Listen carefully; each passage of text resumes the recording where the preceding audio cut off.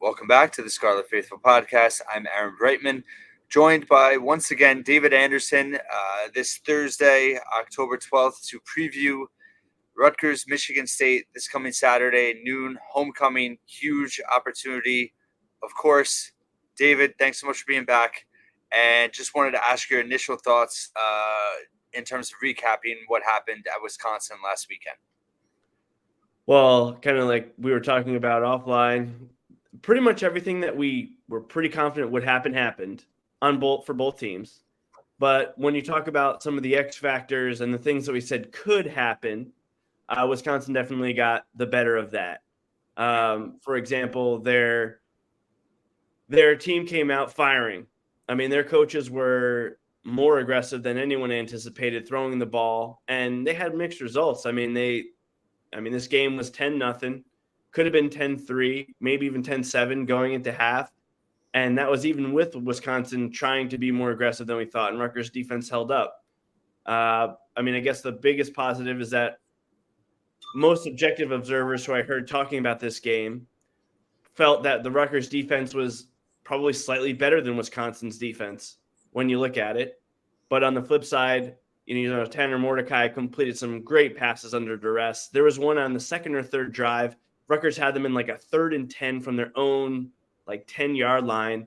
And he was under pressure, somehow got to his third read and just fired a ball to, it was either Bryson Green or Paulding. It was one of their non-big, known receivers.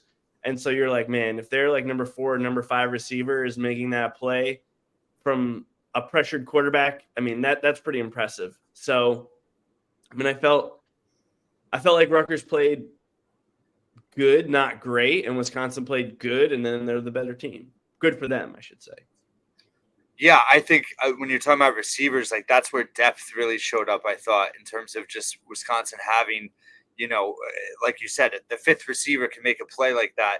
I think also, for Rutgers, when they make a critical mistake, this might not be the best enunciated way to say it, but it's it's almost more devastating when it happens because they can't afford that. They lack explosiveness to be able to counter those critical mistakes. And I think we all know, the way the game turned there at the end of the first half, it was just backbreaking. And it's not just that the game flipped, but it's just that, the hope of them being able to get back in it is less so than, say, other teams because they lack that explosiveness.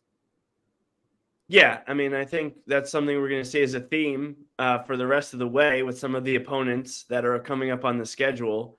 But yeah, when you force a team to go the length of the field, you saw Rutgers was right down in the red zone and then made a critical error. But that's much less likely to happen when Kyle Monunga is popping a 30-plus yard run from outside the red zone like we saw against Virginia Tech, right?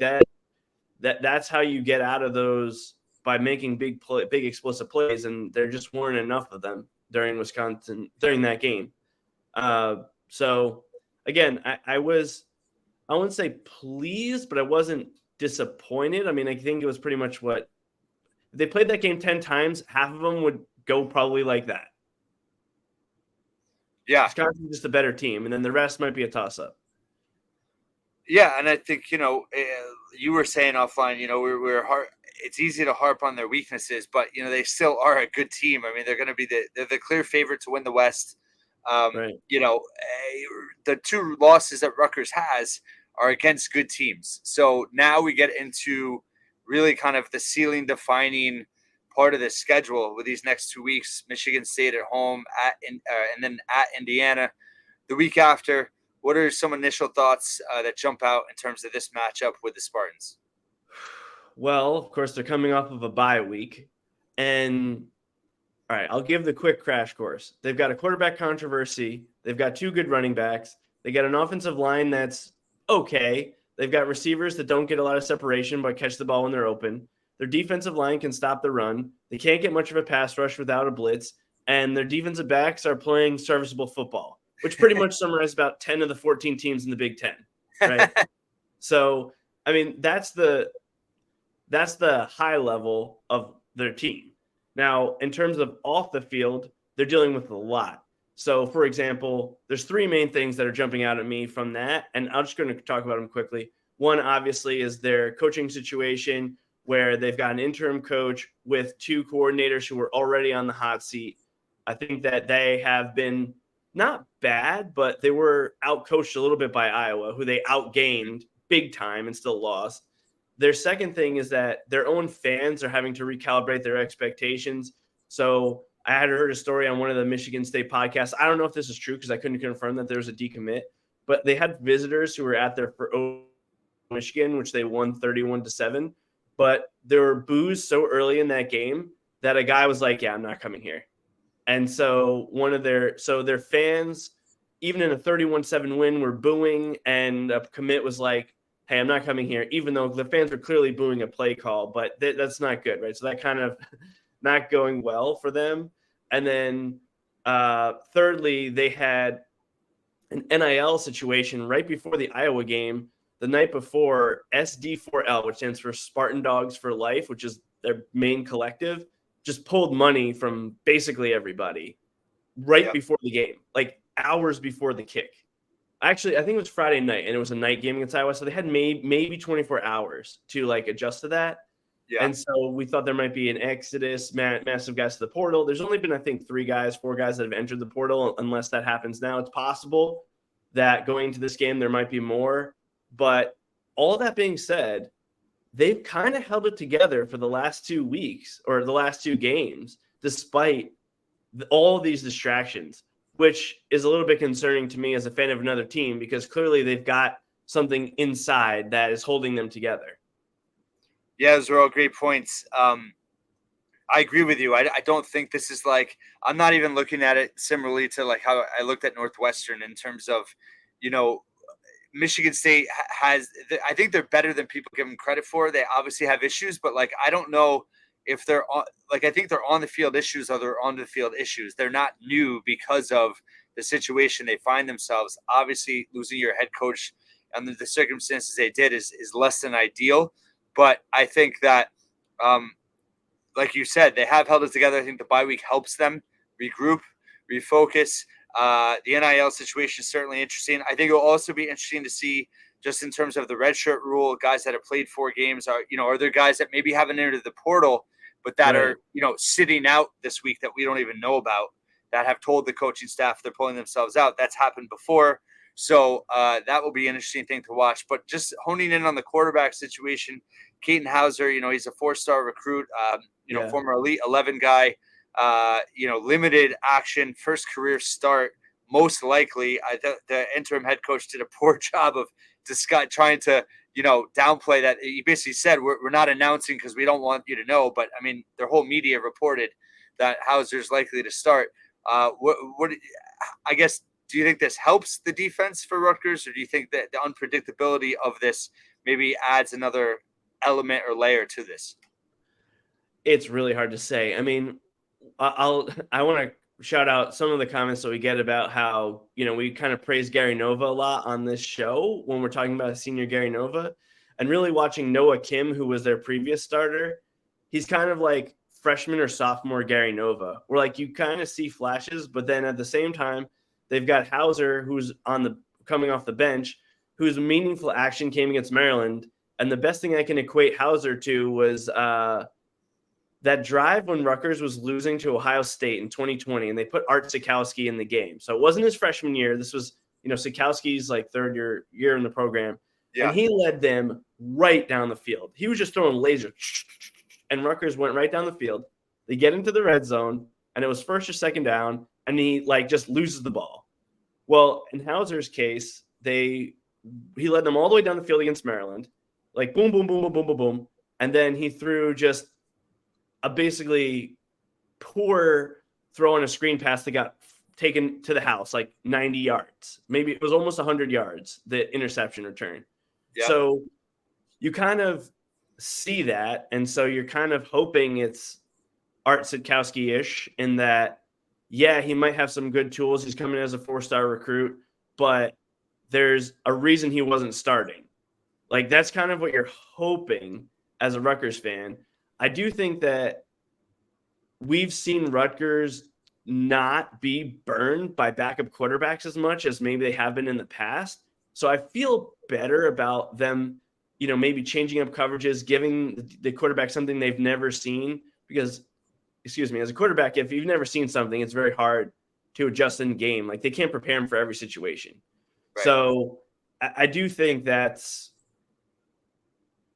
it's kind of interesting. It's kind of the reverse of Virginia Tech, because in Virginia Tech's case, their starter was more the pocket passer and then their backup was the more mobile one. This is kind of the reverse.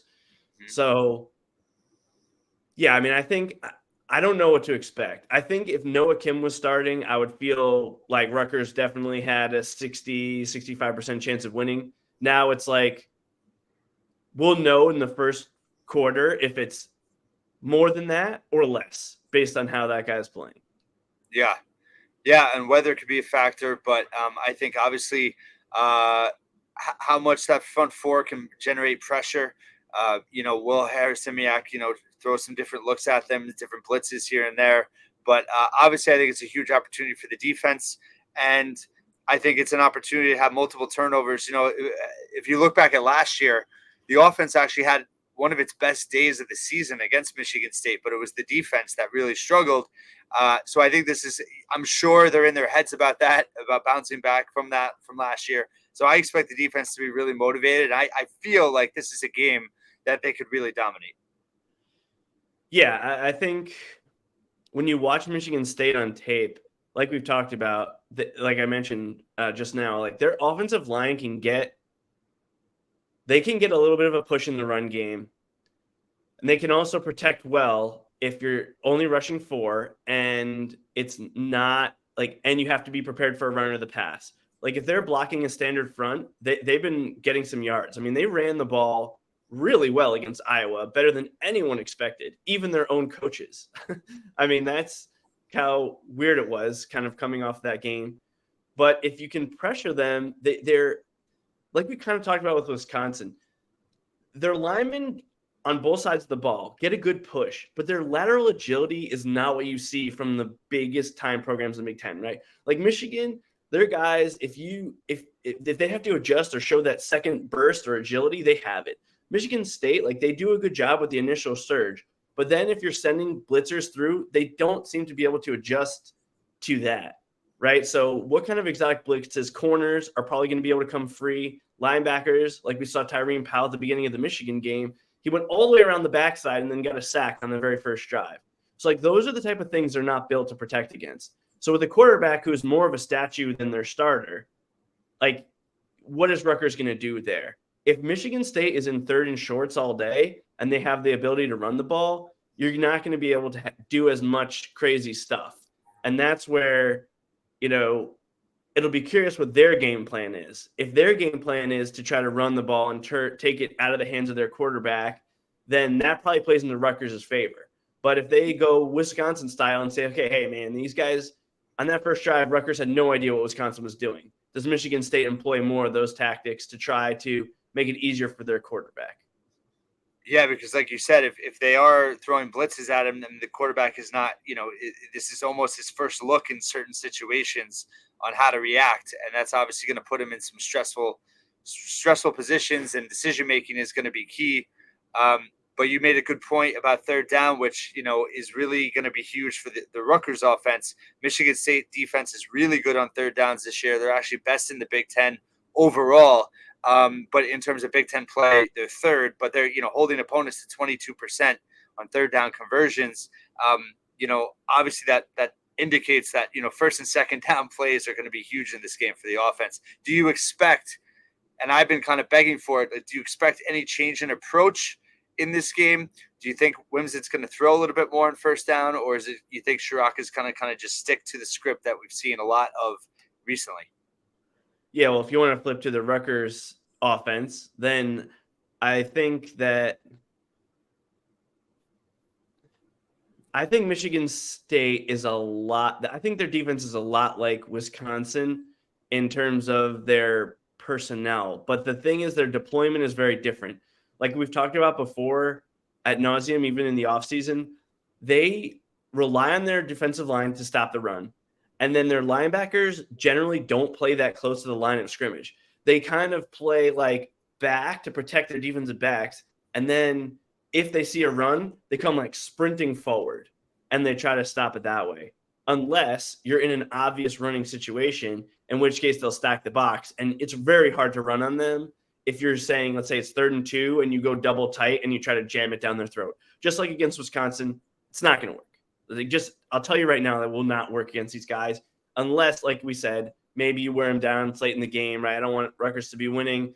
They've run the ball 40 times, and at the end, you're like, Dave, you said it would never work. Okay, fine. If Rutgers is winning and their defense is worn down, fine. But early in the game, you're not going to see that. Their defensive front is pretty stout. But where they're not is where their defensive backs kind of give a lot of cushion.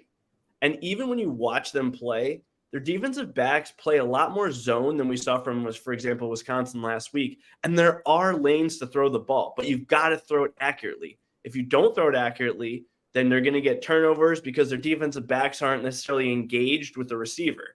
So, like, if you sail the ball long, there's going to be a safety there. If you underthrow a guy, there might be a linebacker in that zone. So it's paramount that you zip the ball in accurately.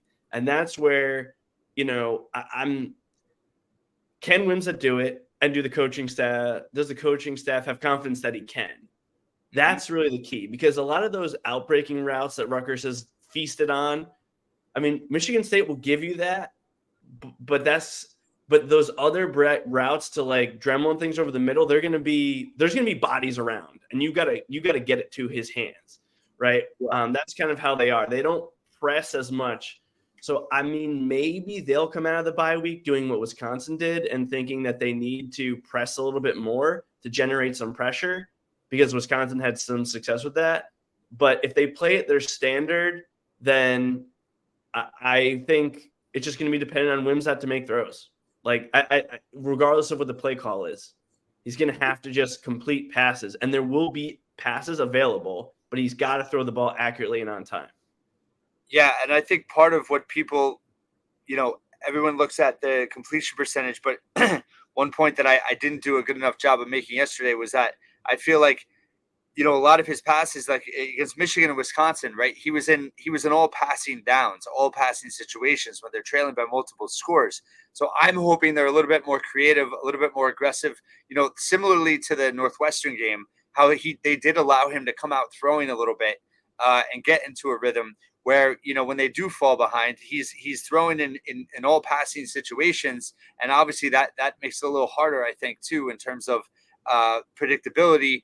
And I'm hoping they kind of mix it up a little bit. We've gone away. We saw Aaron Young out of the backfield catching 2 passes the other day.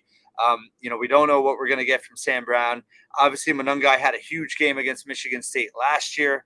Can he replicate that in any way? I think it's just, also a shift in personnel. Chirac is still learning how to best utilize guys. We saw Strong and Jackson together a lot more last week.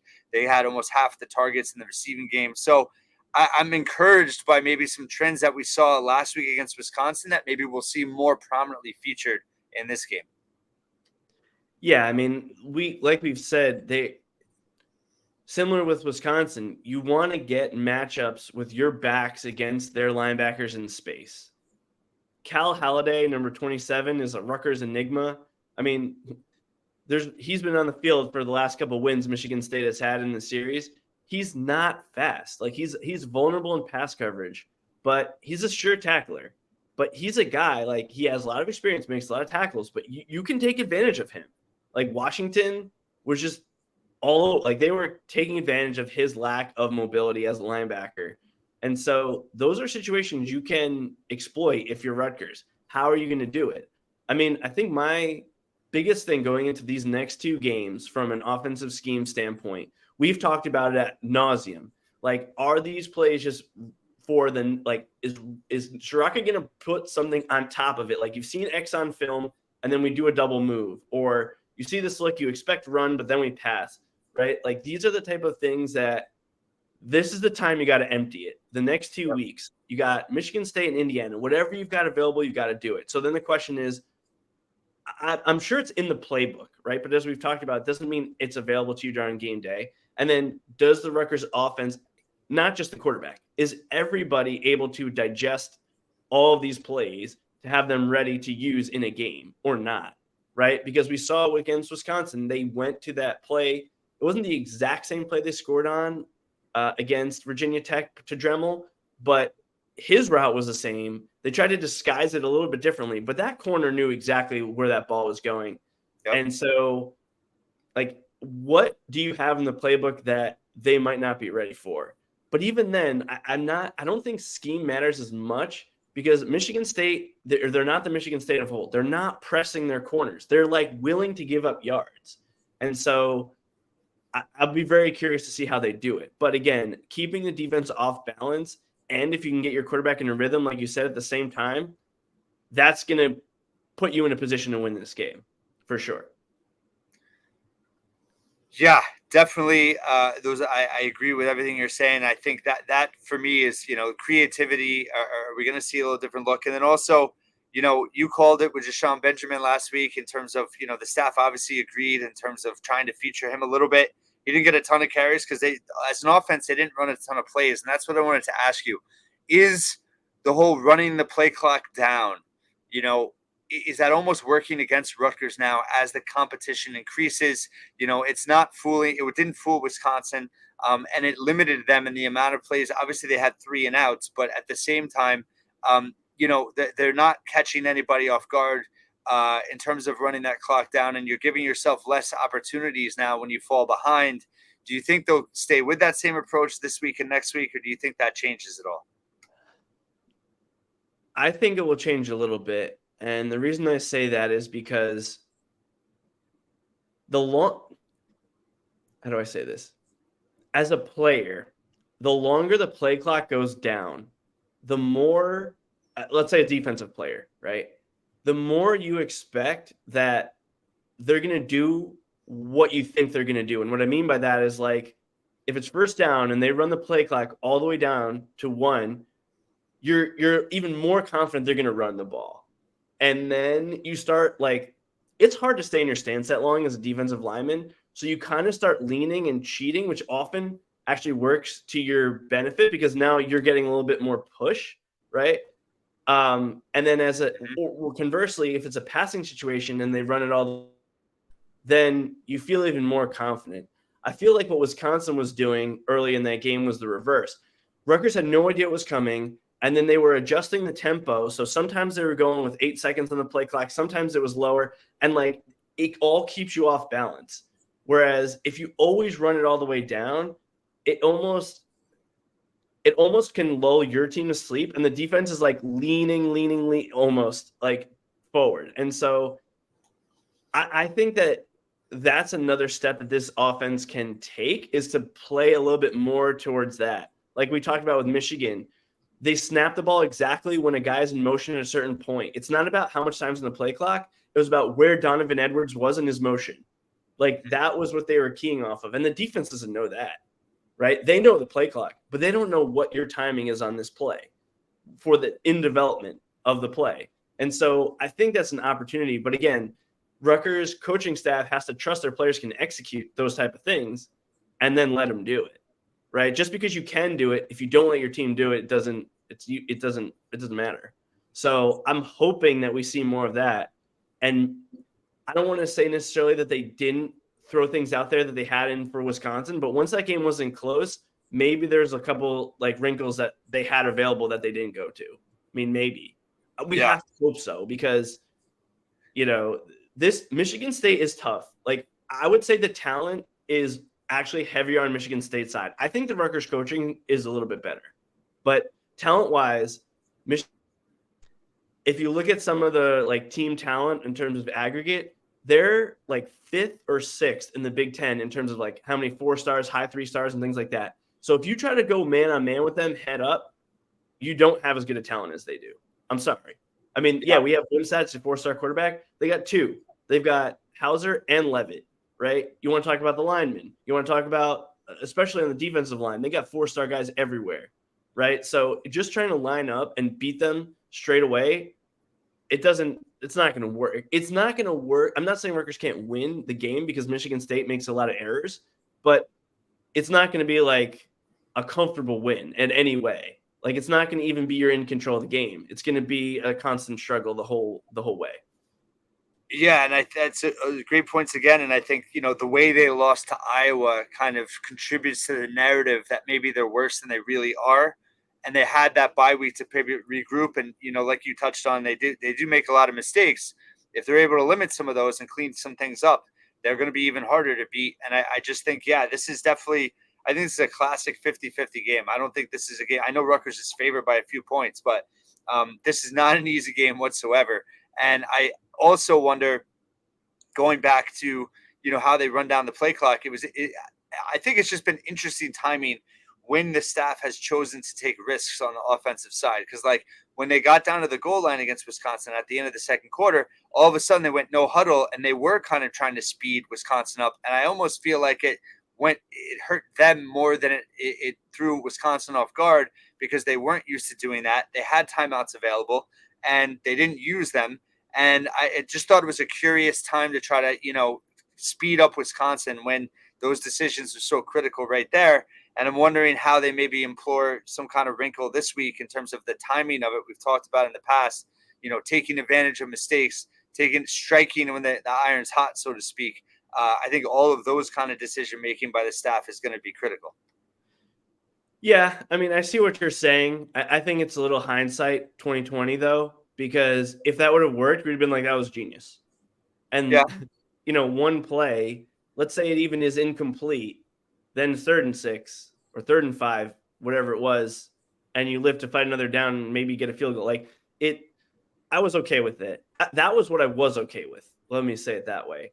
I think just in the interest of time, I want to kind of fuse two of things you're saying about the Michigan State mistakes and then also Rutgers changing it up. I do think the difference between Wisconsin and Michigan State is that Michigan State's in the same defensive scheme they've had for like last year too. Wisconsin's in a new one. So that's why I felt like kind of putting them on their heels made more sense, because they haven't had as much time for it to sink in that like what their scheme is. They might have miscommunications, things like that.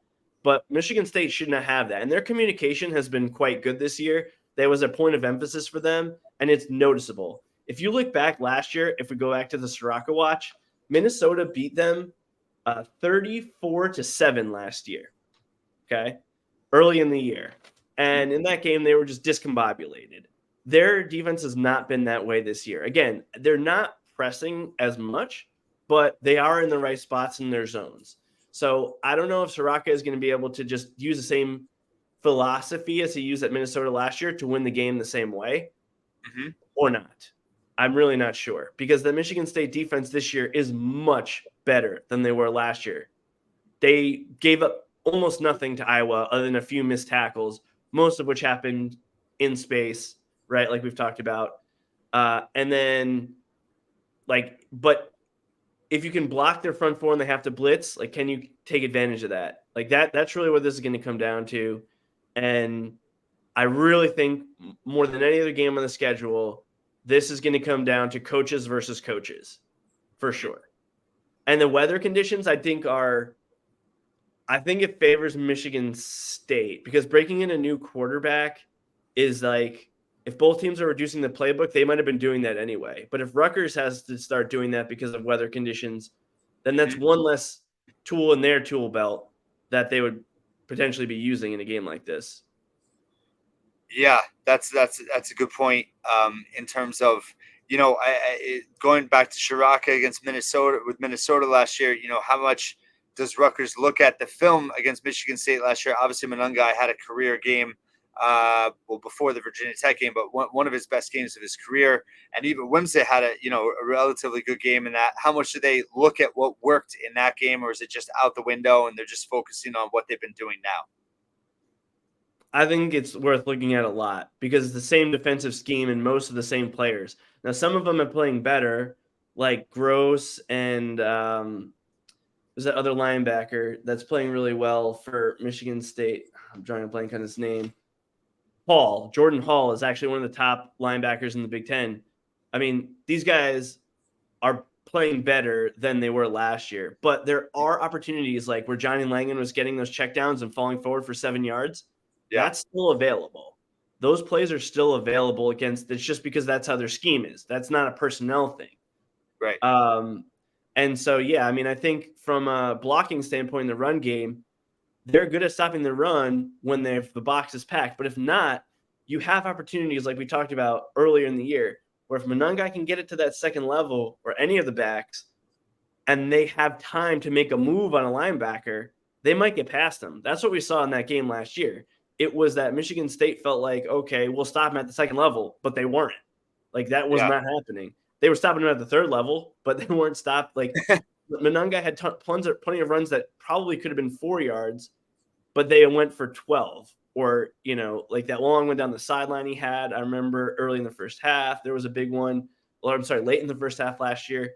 So the run concepts are the same that work against this type of defense, even if the personnel is slightly better. So, yeah, I think there's a lot you can take from that tape. I mean, offensively, on the Michigan State side, they have a really good tight end, Malik Carr. He got dinged up against Iowa.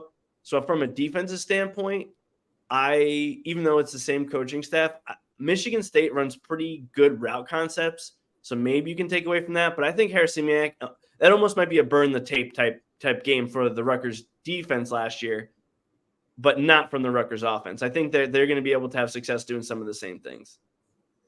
All right, David Anderson, any final thoughts? We talked about the Sirocco watch. We talked about the off the field stuff. Really, special teams.